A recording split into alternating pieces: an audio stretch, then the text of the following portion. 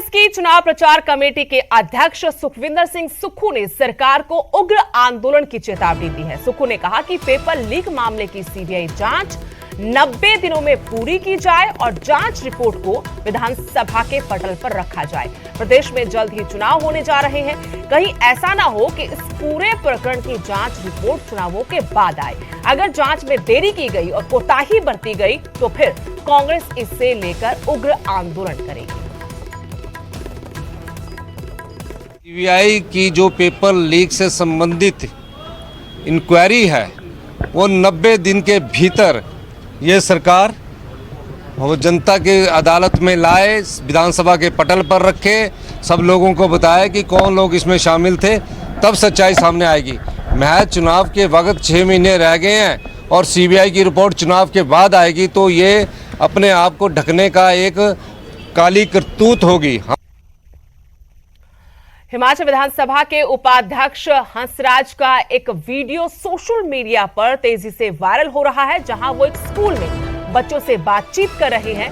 इसी दौरान वहां एक बच्चे को हंसी आ जाती है तो विधानसभा उपाध्यक्ष इससे नाराज हो जाते हैं। उन्होंने तभी बच्चे को थप्पड़ जड़ दिया। अब इस मामले में राजनीति गरमाने लगी है। कांग्रेस ने बच्चे को थप्पड़ मारने पर विधानसभा उपाध्यक्ष को कटघरे में खड़ा किया है। इस घटना को शर्मनाक बताया है। क्लास में भी तुम लोग ऐसे करते होंगे। बीमार हैं? क्या हुआ? बुखार था लोगों, क्यों हंस रहा है तुम?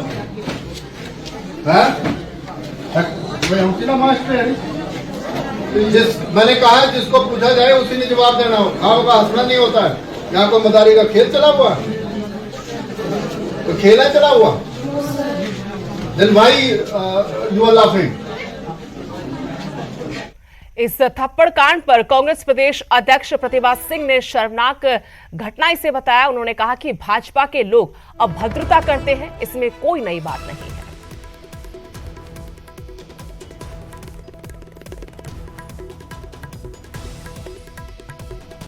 वहीं शिक्षा संवाद के बाद अब आम आदमी पार्टी ने शिमला के एक स्कूल का वीडियो जारी किया है जो बेहद दयनीय हालत में है।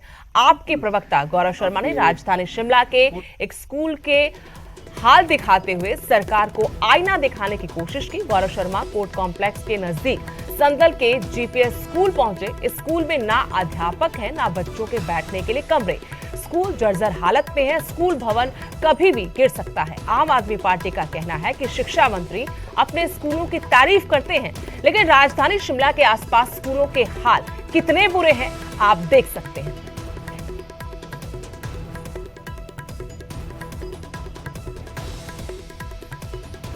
तो इस वीडियो के जरिए इस स्कूल की हालत को बताते हुए आम आदमी पार्टी ने एक बार फिर से प्रदेश की जयराम सरकार पर सवाल उठाए हैं, शिक्षा मंत्री पर सवाल उठाए हैं, उनकी कार्यप्रणाली को सवालों के घेरे में लाया है।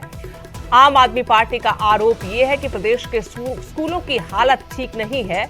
इससे पहले हमने देखा था कि दिल्ली के उप मुख्यमंत्री मनीष सिसोदिया शिक्षा संवाद करने शिमला पहुंचे थे। यहां पर उन्होंने शिक्षा व्यवस्था, प्रदेश के स्कूलों की हालत पर प्रदेश सरकार को कटघरे में खड़ा किया था। उसके बाद अब आम आदमी पार्टी के प्रदेश प्रवक्ता गौरव शर्मा ने संदल के इस स्कूल का हाल दिखाया है और सरकार पर सवाल उठाए।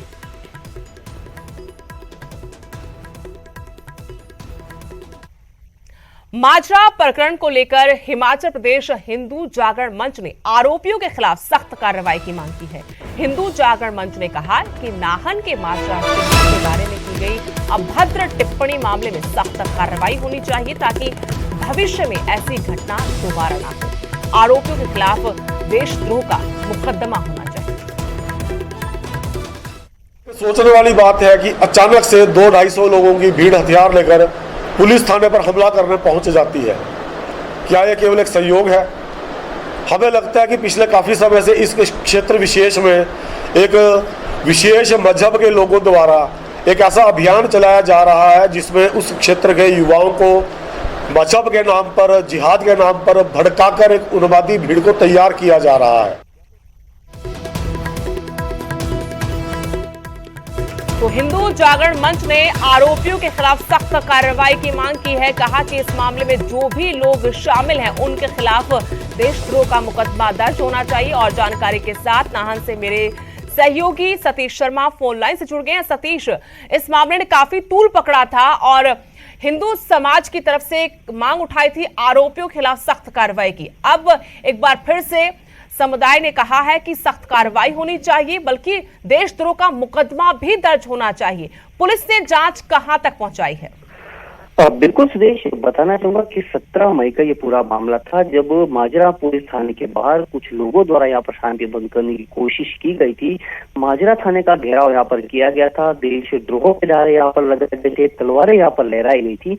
तो उसके बाद हिंदू संगठनों की तरफ से लगातार जिला प्रशासन सरकार से ये मांग की जा रही थी कि इन लोगों के खिलाफ कड़ी कार्रवाई होनी चाहिए।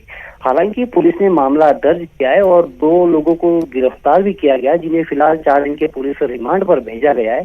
पर इस कार्रवाई से कहीं ना कहीं हिंदू संगठन जो संतुष्ट नहीं है और कहना इनका ये है कि इनके खिलाफ राष्ट्रद्रोह का मुकदमा दर्ज होना चाहिए, क्योंकि जिस तरीके के राष्ट्रद्रोह के नारे वहां पर लगाए गए, शांति भंग करने की कोशिशें वहां पर की गई, तो ऐसे लोगों के खिलाफ सख्त कार्रवाई होनी चाहिए ताकि भविष्य में कोई इस तरह की घटना की पुनरावृत्ति न हो। तो ये मांग लगातार हिंदू संगठनों द्वारा की जा रही है और बीते कल नाहन में भी हिंदू संगठनों ने इस बारे में ज्ञापन जो जिला प्रशासन को भेजा है। जी धन्यवाद सतीश जानकारी देने के लिए। तो माजरा प्रकरण को लेकर हिमाचल प्रदेश हिंदू जागरण मंच ने पुलिस से मांग की है आरोपियों के खिलाफ सख्त कार्रवाई की, देशद्रोह का मुकदमा दर्ज करने की मांग उठाई गई है। उधर पुलिस ने अपनी जांच को आगे बढ़ाते हुए इस मामले में 2 आरोपियों को पहले गिरफ्तार कर लिया है। मामले की जांच जारी है, लेकिन हिंदू संगठन चाहते हैं कि सख्त कार्रवाई होनी चाहिए ताकि भविष्य में इस तरह की कोई घटना ना दोहराई जाए।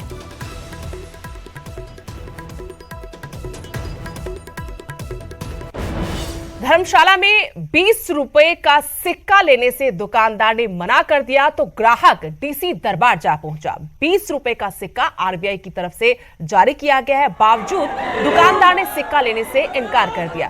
शिकायतकर्ता ने कहा कि अगर जिला प्रशासन इस बारे में कोई कार्रवाई अमल में नहीं लाता तो वो कोर्ट का दरवाजा खटखटाएगा। इन आरोपों पर दुकानदार ने अपनी दलील में कहा कि उसने सिर्फ ये आग्रह किया था कि सिक्के की जगह नोट दे दे, क्योंकि सिक्का जेब से गिर जाता है।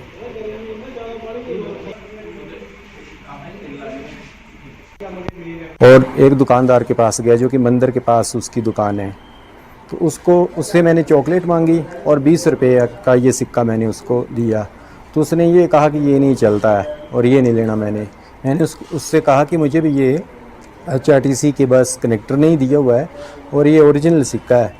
मैंने कहा आप इंडियन करेंसी को इनकार नहीं कर सकते हैं। तो उसने मेरे साथ मिसबिहेव किया। तो मैंने उससे कहा कि मुझे SDM साहब के पास जाना पड़ेगा। तो उसने कहा कि आपने जहाँ भी जाना है चले जाइए। मैम ऐसा कि मैंने उनको बोला नहीं कुछ भी, मैं कहा मैं सर आपके पास रिक्वेस्ट की, उनके पास और है कोई सिक्का आपके पास, सिक्का मेरे को नहीं चलेगा क्योंकि वो 10 रुपीज़ के नोट में मिक्स हो जाता है। तो मैं रिक्वेस्ट की उनसे कि आप कोई नोट है दे दो, आगे कस्टमर भी कई बार नहीं लेते हैं। तो सर उन्होंने रफली, मैं बड़ी रफली बात की, मेरे से ऐसे तैसे क्यों नहीं लेगा। मैं बोला सर ले तो लूँगा, मैं मना नहीं किया। बोला रहने दे, नहीं लेगा तो रहने दे। फिर वो चले गए एकदम से मेरे पास। अगली खबर का रुख करते हैं। नागरिक अस्पताल में डॉक्टर्स की कमी है। अस्पताल में एक्सरे स्पेशलिस्ट डॉक्टर्स की भारी कमी है। नैना देवी अस्पताल का ये हाल क्योंकि अब चुनावी साल है, ऐसे में विपक्ष भी इस तरह के मुद्दों को खूब उठा रहा है। तो नागरिक अस्पताल में डॉक्टर्स की भारी कमी, अस्पताल में सुविधाओं का टूटा है। अस्पताल में जो मूलभूत सुविधाएं होनी चाहिए वो नहीं है और इसकी वजह से जो लोग हैं उनको खासी दिक्कतों का सामना करना पड़ता है। यहाँ अक्सर जो भी मामले आते हैं उनको रेफर कर दिया जाता है। ऐसा स्थानीय लोगों का आरोप है। जो मूलभूत सुविधाएं होनी चाहिए वो सुविधाएं तक इस नागरिक अस्पताल में नहीं है। मैं गया तो हॉस्पिटल में देखा तो बहुत बुरा हाल है। ना तो वहाँ कोई लैब है, ना तो कोई डिलीवरी के लिए, अगर डिलीवरी के लिए कोई आ जाता है, ना तो कोई नर्स का कोई स्टाफ है, तो रेफ़र कर देते हैं चंडीगढ़, अनंतपुर। कोई गरीब आएगा तो कैसे ये करेगा। बना तो कई सालों से, लेकिन इसमें कोई भी फैसिलिटी नहीं है। जैसे कि एम्बुलेंस की सुविधा जो है यहाँ पर, अभी कुछ दिन पहले मंदिर ट्रस्ट को किसी ने गिफ्ट की थी, तो अभी कल से ये शुरू हुई।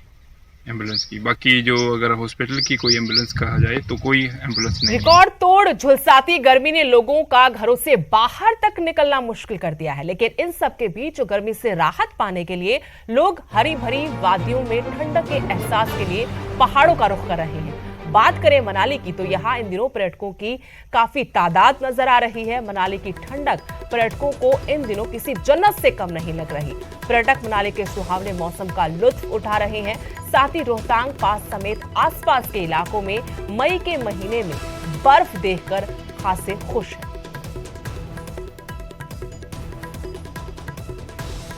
इस प्रकार मैदानी इलाकों में ये गर्मी अपने चरम पे है, तो लोग भी पर्यटक लोग भी तो इस गर्मी से राहत पाने के लिए पहाड़ी क्षेत्रों में खासकर कुल्लू मनाली की तरफ रुख कर रहे हैं। और जैसे कि यहाँ पे इन सैलानियों के आने से यहाँ कई युवाओं को रोजगार के मौके मिल चुके हैं, जैसे राफ्टिंग, पैराग्लाइडिंग आदि, और इनसे कई युवाओं को भी नौकरी के और रोजगार के अवसर प्राप्त होते जा रहे हैं। दिनों में हमारी उम्मीद ये है कि अभी तो चलो थोड़ा टूरिस्ट आना स्टार्ट हो गया है मनाली की तरफ, और थोड़ा हमारा काम भी चल पड़ा है आस्ते आस्ते।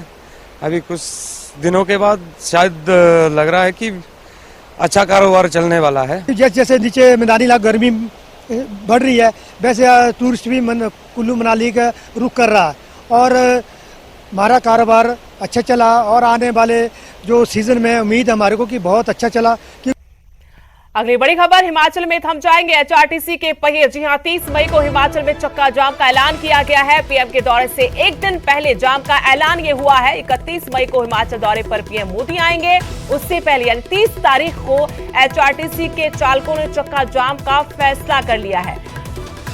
मांगों की अनदेखी से ये लोग गुस्से में हैं, लगातार मांगों को लेकर संघर्ष कर रहे हैं, लेकिन अब इनका ये कहना है कि सरकार मांगों पर ध्यान नहीं दे रही। ऐसे में वो 30 मई को हिमाचल में एचआरटीसी का चक्का जाम कर देंगे। पीएम के दौरे से ठीक एक दिन पहले ये फैसला हुआ है। 31 मई को प्रधानमंत्री नरेंद्र मोदी हिमाचल के दौरे पर, लेकिन उससे पहले एचआरटीसी यानी 30 तारीख को पहिया जाम करेगी।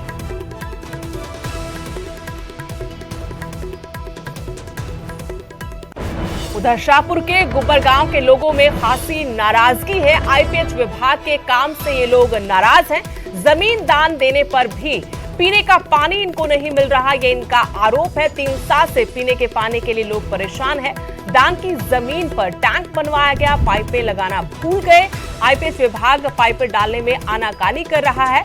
विभाग के जे सतीश कुमार का ये दावा कि पाइपों में ब्लॉकेज है। 90% ठीक है, लेकिन 10% पाइप जो है वो ब्लॉकेज की वजह से उनमें पानी नहीं आ रहा। ब्लॉकेज की जांच के लिए थोड़ा वक्त जरूर लगेगा, लेकिन यहाँ जो स्थानीय लोग हैं उनका ये आरोप कि जमीन दान दी बावजूद उसके यहाँ पीने तक का पानी लोगों को नहीं मिल पा रहा।